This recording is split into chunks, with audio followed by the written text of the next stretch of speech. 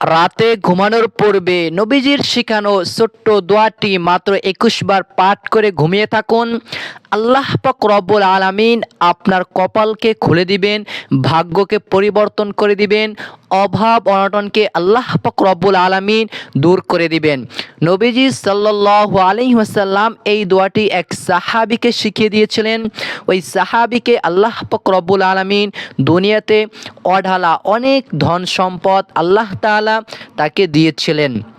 তাই আমি অনুরোধ করে বলবো, আজকের এখন এই ভিডিওটি অবশ্যই দেখবেন এবং কোন দোয়াটি সেই দোয়াটি আমি স্ক্রিনের উপরে বাংলাতে লিখে দিব, ইনশাল্লাহ দেখে দেখে পাঠ করলেও হবে। আপনি যদি অসুস্থ অবস্থায় থাকেন, অজু ছাড়াও চাইলে এই দোয়াটি পাঠ করতে পারেন, অথবা মা ও বোনেরা যদি পিরিয়ড অবস্থায় থাকেন, অসুস্থ অবস্থায় থাকেন, আপনি এই অবস্থাতেও এই ছোট্ট দোয়াটি আমার সঙ্গে সঙ্গে পাঠ করতে পারেন, কোনো সমস্যা নেই। তাহলে আমি অনুরোধ করে বলবো, নবীজির শিখানো এই ছোট্ট আমলটি একবার হলেও করে দেখুন। এই নিয়মে কিছুদিন যদি পাঠ করতে পারেন, অবশ্যই আল্লাহ পাক রব্বুল আলামিন আপনার অভাব অনটনকে, দুঃখ কষ্টকে আল্লাহ তাআলা দূর করে দিবেন এবং আল্লাহ পাক রব্বুল আলামিনের তার গায়বী খাজনা থেকে আল্লাহ তাআলা আপনাকে অঢালা ধন সম্পদ, টাকা পয়সা, সকল কিছু, যাবতীয় সকল কিছু আল্লাহ তাআলা আপনাকে দান করবেন। তাই আমি অনুরোধ করে বলবো, অবশ্যই রাতে ঘুমানোর পূর্বে এই ছোট্ট দোয়াটি আপনি ২১ বার পাঠ করবেন।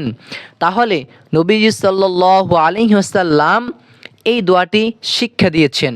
তাই আমি বলবো, মুসলমানেরা অনেকেই মনে করেন দুনিয়াতে আছি, অল্প কিছু টাকা পয়সা হলেই যথেষ্ট। না না, মাছ যেমন পানি ছাড়া থাকতে পারে না, তেমনিভাবে করে দুনিয়াতে বসবাস করার জন্য কিন্তু টাকা পয়সার প্রয়োজন আছে। মাছ আর পানিকে যখন আলাদা করে দেওয়া হয়, আস্তে আস্তে যেমন মাছটা মরার দিকে চলে যায়, দুনিয়াতে যদি টাকা পয়সা না থাকে তাহলে মানুষগুলো মরা মানুষের মতো হয়ে যায়। তাই আমি বলবো, এই দুনিয়াতে যদি বেঁচে থাকতে হয়, অবশ্যই টাকা পয়সার প্রয়োজন আছে। এমনকি যদি টাকা পয়সা থাকে তাহলে আপনি হজ করতে পারবেন, উমরা করতে পারবেন, পৃথিবীর ভিতরে ভালো ভালো আল্লাহ তাআলা রিজিকগুলো আপনি ভক্ষণ করতে পারবেন। এমনকি আপনি মসজিদ মাদ্রাসাতে দান করতে পারবেন, গরিব অসহায়দেরকেও আপনি দান করতে পারবেন। আর যদি টাকা পয়সা না থাকে তাহলে আপনি কিন্তু দানও করতে পারবেন না, নিজের মনও খারাপ থাকবে, সংসারের ভিতরে আপনি কিন্তু বোঝা হয়ে থাকবেন। তাই আমি অনুরোধ করে বলবো, অবশ্যই ভিডিওটি দেখতে থাকুন। দোয়ার আমি বলে দিব, এই নিয়মে মাত্র ২১ বার আপনি দোয়াটি পাঠ করলেই আমলটি হয়ে যাবে। নবীজি সাল্লাল্লাহু আলাইহি ওয়াসাল্লামের একজন সাহাবী ছিলেন, তার নাম হযরত ওসমান রাদিয়াল্লাহু তাআলা আনহু। তাকে আল্লাহ পাক রব্বুল আলামিন অঢালা ধন সম্পদ দান করেছিলেন। তাই তাকে আল্লাহ তাআলা দুনিয়ার বুকে এমন ধন সম্পদ দিয়েছিলেন, তিনি নবীজি সাল্লাল্লাহু আলাইহি ওয়াসাল্লামকে গিয়ে বললেন, ইয়া রাসূলুল্লাহ, ইয়া হাবিবাল্লাহ, আপনি একটু আমার জন্য দোয়া করেন। আল্লাহ তাআলা আমাকে যে ধন সম্পদ দিয়েছে, আল্লাহ তাআলা যেন এই ধন সম্পদকে কমিয়ে দেন। আমরা চিন্তা করি কিভাবে ধন সম্পদ বাড়ানো যায়। আর হযরত ওসমান রাদিয়াল্লাহু তাআলা আনহু আজ থেকে আরও সেই ১৫০০ বছর আগে তখন বলেছিলেন যে, রাসূলুল্লাহ, আমার জন্য দোয়া করেন, আল্লাহ তাআলা যেন আমার ধন সম্পদকে কমিয়ে দেন। এই কথা নবীজি সাল্লাল্লাহু আলাইহি ওয়াসাল্লামকে যখন হযরত ওসমান রাদিয়াল্লাহু তাআলা আনহু বললেন, নবীজি সাল্লাল্লাহু আলাইহি ওয়াসাল্লাম বলেন, হে ওসমান, তুমি যখন খাবার খাও, তুমি এখন থেকে বাহনের উপরে উঠে তুমি খাবার খাইবে। বাহন বলতে উঁচু জায়গা হতে পারে, উটের পিঠে উঠে খাবার খেতেন, অথবা উঁচু জায়গা পাহাড় হতে পারে।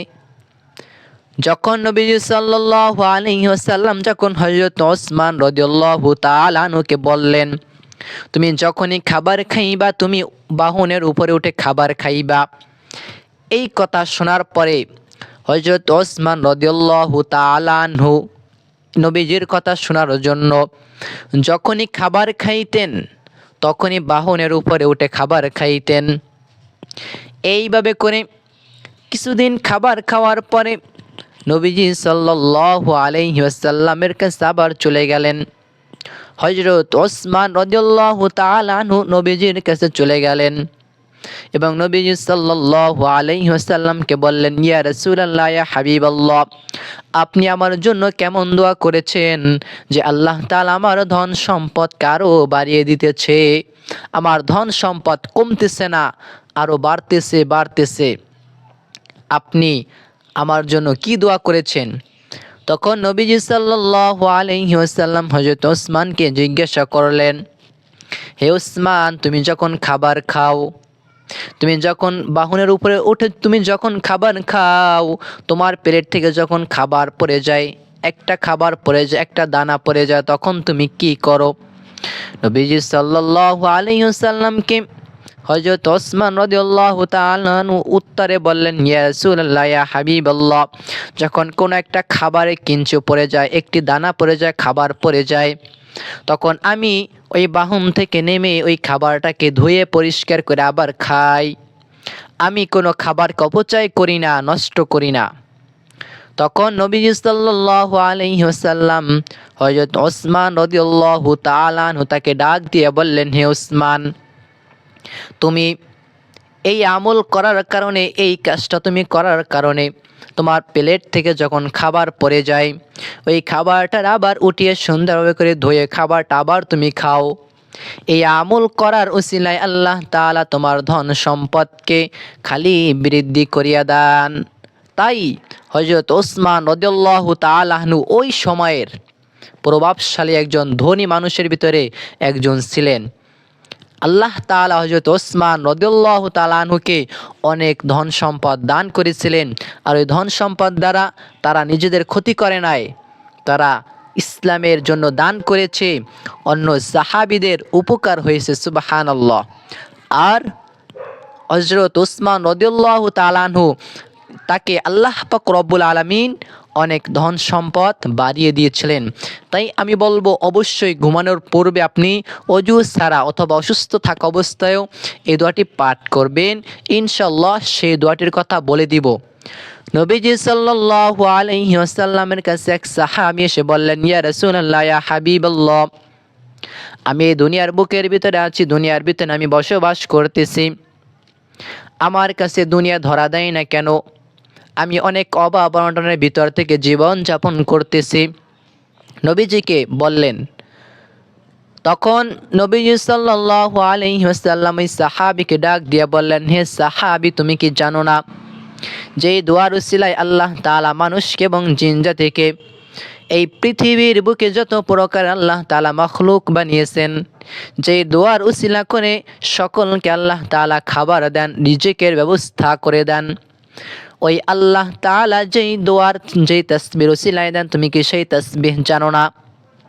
তখন নবীজি সাল্লাল্লাহু আলাইহি ওয়াসাল্লামকে জিজ্ঞাসা করলেন, ইয়া রাসূলুল্লাহ, ইয়া হাবিবাল্লাহ, সেই দোয়াটি কি আমাকে একটু শিখিয়ে দেন? তারপরে নবীজি সাল্লাল্লাহু আলাইহি ওয়াসাল্লাম তাকে ওই দোয়াটি শিখিয়ে দিয়েছিলেন। তিনি এই দোয়াটির আমল করে তাকে আল্লাহ পাক রব্বুল আলামিন দুনিয়ার বুকে অঢালা সম্পদ, ধন সম্পদ, টাকা পয়সা যাহা কিছু আল্লাহ তাআলা তাকে দিয়েছিলেন। তাই অবশ্যই আমি বলবো, এমন কিছু পাপের কাজ আমরা করে থাকি, আল্লাহ তাআলা বলেছেন, যহারাল ফাসাদু ফিল বাররি ওয়াল বাহরি বিমা কাসাবাত আইদিন নাস, জলস্তর এবং যত প্রকার প্রাণী আছে, সকল প্রাণী তার, সে যদি খারাপ কাজ করে, এই খারাপ কাজের ভোগ তাকে এই খারাপ কাজের ফল তাকে ভোগ করতে হয়। এবং যারা ভালো কাজ করে, ন্যাক কাজ করে, এই ন্যাক কাজের ফল আল্লাহ পাক রব্বুল আলামিন তাদেরকে দিয়ে দেন। সুবহানাল্লাহ। তাহলে আমি বলবো, অবশ্যই এই ছোট্ট দোয়াটি ঘুমানোর পূর্বে মাত্র 21 বার এই নিয়মে পাঠ করবেন। আল্লাহ পাক রব্বুল আলামিন আপনাকে অঢালা ধন সম্পদের মালিক বানিয়ে দিবেন, অভাব অনটন দূর করে দিবেন। ঘরের ভিতরে অভাব অনটন সব জায়গা থেকে আল্লাহ তাআলা আপনাকে এই অভাব অনটনের থেকে হেফাজত করবেন ইনশাআল্লাহ। তাহলে প্রিয়দিনী ভাই ও বোনেরা, আমলটি করার জন্য সর্বপ্রথমে যদি সম্ভব হয় তাহলে আপনি অজু করে নেবেন। কেননা যদি বান্দা অজুর সহিত দোয়া করে তাহলে আল্লাহ তাআলা তার দোয়াকে দ্রুত কবুল করেন। আর আপনি ঘুমানোর পূর্বে যত আমলটি করবেন, রাতে অজু মানে ইস্তেঞ্জার কাজ সেরে অজু করবেন। অজুর শুরুতে বিসমিল্লাহ পাঠ করে অজুটা করে অজুর শেষে পাঠ করবেন কালিমায় আকাশের দিকে তাকিয়ে কালিমায় শাহাদাত পাঠ করবেন, আশহাদু আল্লা ইলাহা ইল্লাল্লাহু আশহাদু আন্না মুহাম্মাদান আবদুহু ওয়া রাসূলুহু। আর যদি আপনি চান আমি বাসা বাড়িতে থাকি আমি কীভাবে, তাহলে তো আমার ছাদের উপরে ওঠা লাগবে না, আপনি ঘরে বসেই আকাশের দিকে তাকিয়ে এভাবে করে পাঠ করলে অথবা ছাদের দিকে তাকিয়ে মনে মনে করবেন যে আকাশ তো উপরে আছেই, আমি আকাশের দিকে তাকিয়ে পাঠ করতেছি। এই আশা রেখে মনের ভিতরে আপনি কালিমায়ে শাহাদাত পাঠ করবেন, আশহাদু আল্লা ইলাহা ইল্লাল্লাহু ওয়াহদাহু লা শারীকা লাহু আশহাদু আন্না মুহাম্মাদান আবদুহু ওয়া রাসূলুহু। আর নবীজি সাল্লাল্লাহু আলাইহি সাল্লাম বলেছেন, যে ব্যক্তি অজু করবে অজুর জায়গাগুলো আল্লাহ পাক রব্বুল আলামিন দুনিয়াতেও সুন্দর করে দিবেন, আখিরাতে এই অজুর জায়গাগুলো নূরে ঝলক মেরে উঠবে। নবীজি সাল্লাল্লাহু আলাইহি সাল্লামের তার উম্মতদেরকে এই অজুর স্থান দেখেই তিনি চিনতে পারবেন। সুবহানাল্লাহ। যদি সম্ভব হয় অজু করবেন, আর যদি সম্ভব না হয় সমস্যা নেই, অজু ছাড়াও আপনি দোয়াটি পড়তে পারেন। আর যদি মনে করেন যে আপনি অসুস্থ আছেন, এই অবস্থাতেও দোয়া পড়তে পারেন, কোনো সমস্যা নেই। আমি দোয়াটি এক্ষুনি বলে দিচ্ছি। এই দোয়াটির উসিলায় আল্লাহ পাক রব্বুল আলামিন আসমান এবং জমিনে যত প্রকারের প্রাণী আছে, যাহা কিছু আছে, সকলকে আল্লাহ পাক রব্বুল আলামিন তাদের রিজিকের ব্যবস্থা করে দেন। সুবহানাল্লাহ। তাহলে সেই দোয়াটির কথা আমি এক্ষুনি বলে দিব ইনশাআল্লাহ। এই আমলটি করার জন্য আপনি সর্বপ্রথমে কি করবেন, 3টি বার দুরূদ শরীফ পাঠ করবেন। নবীজি সাল্লাল্লাহু আলাইহি ওয়াসাল্লামের উপরে দুরূদ শরীফ পাঠ করবেন 3টি বার। আবারও বলে দিচ্ছি, দুরূদ শরীফ হচ্ছে সাল্লাল্লাহু আলাইহি ওয়াসাল্লাম, সাল্লাল্লাহু আলাইহি ওয়াসাল্লাম, সাল্লাল্লাহু আলাইহি ওয়াসাল্লাম 3 বার পাঠ করলেন। তারপরে আপনি একটা দোয়া পাঠ করবেন, নবীজির শিখানো দোয়াটি। আল্লাহ তাআলা আপনার জীবনের অভাব অনটনকে আল্লাহ তাআলা দূর করে দেবেন ইনশাআল্লাহ। দোয়াটি হলো সুবহানাল্লাহি ওয়া বিহামদিহি, সুবহানাল্লাহিল আযীমি ওয়া বিহামদিহি আস্তাগফিরুল্লাহ ওয়া আতুবু ইলাইহি। আবারও বলে দিচ্ছি, শুনুন, সুবহানাল্লাহি ওয়া বিহামদিহি, সুবহানাল্লাহিল আযীমি ওয়া বিহামদিহি আস্তাগফিরুল্লাহ। শেষবারের মতো আবারও বলে দিচ্ছি, সুবহানাল্লাহি ওয়া বিহামদিহি, সুবহানাল্লাহিল আযীম ওয়া বিহামদিহি আস্তাগফিরুল্লাহ।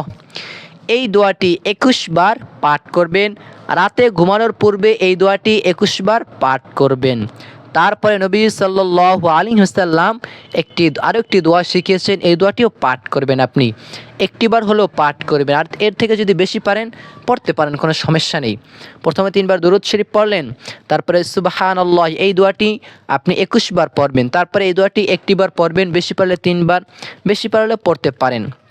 এই দোয়াটির অনেক ফজিলাত। নবীজি সাল্লাল্লাহু আলাইহি সাল্লামের শিখানো এই দোয়াটি হচ্ছে আল্লাহুম্মা ইন্নী আউযু বিকা মিনাল ফাকরি ওয়াল কিল্লাতি ওয়ায-যিল্লাহ। আবারও বলে দিচ্ছি, আল্লাহুম্মা ইন্নী আউযু বিকা মিনাল ফাকরি ওয়াল কিল্লাতি ওয়ায-যিল্লাহ। শেষবারের মতো আবারও বলে দিচ্ছি, আল্লাহুম্মা ইন্নী আউযু বিকা মিনাল ফাকরি ওয়াল কিল্লাতি ওয়ায-যিল্লাহ। এই দোয়াটি আপনি একবার অথবা বেশি হলে 3টি বার পাঠ করবেন। পাঠ করার পরে আপনি দুরূদ শরীফ পাঠ করবেন আবার 3টি বার, সাল্লাল্লাহু আলাইহি ওয়াসাল্লাম 3বার পাঠ করে আপনি আল্লাহ তাআলার কাছে মুনাজাত করবেন, হায় আল্লাহ তাআলা, আমার জীবনের অভাব অনটনকে তুমি দূর করে দাও, একটা ভালো চাকরির ব্যবস্থা করে দাও, অভাব অনটনকে তুমি দূর করে দাও। যেই সমস্যার ভিতরে আপনি থাকুন না কেন, আল্লাহ তাআলাকে ওই সমস্যাগুলো তুলে আল্লাহ তাআলার কাছে দোয়া করবেন। অবশ্যই হয়তো 1 রাত পরে আপনি ফল পেতে পারেন, অথবা আল্লাহ তাআলার কাছে দোয়া করলে আল্লাহ তাআলা হয়তো দুনিয়ায় দেবেন, অথবা কিছুদিন পরে দিবেন, অথবা আখিরাতের এই দোয়াকে কবুল করে দিবেন। সুবহানাল্লাহ। তাহলে প্রিয়দিনী ভাই ও বোনেরা, যারা ভিডিওটি দেখেছেন, আমি বলবো অবশ্যই যারা ইসলামিক ভিডিওকে ভালোবাসেন এটি লাইক করবেন, কমেন্টসে লিখবেন আমিন অথবা আলহামদুলিল্লাহ মাশাআল্লাহ লিখবেন। আল্লাহ তাআলা তোমার এই বান্দারা খুবই ভালো, তারা ইসলামিক ভিডিও দেখে, তাদেরকে তুমি কবুল করো, তাদের মনের আশা বাসনা তুমি কবুল করো। এমনকি আল্লাহ তুমি সকলের অভাব অনটনকে তুমি দূর করে দাও। আল্লাহ তাআলা সকলের কার কি মনে আশা আমি তো জানি না, তুমি তো জানো, কবুল করে নাও। আল্লাহুম্মা আমিন সুম্মা আমিন। প্রিয়দিনী ভাই ও বোনেরা, আপনাদের জন্য আল্লাহ তাআলার কাছে সুস্বাস্থ্য কামনা করে দোয়া করে আমি এই জায়গায় বিদায় নিচ্ছি। দেখা হবে আবার অন্য কোনো ভিডিওতে। আল্লাহ হাফেজ। আসসালামু আলাইকুম ওয়া রাহমাতুল্লাহ।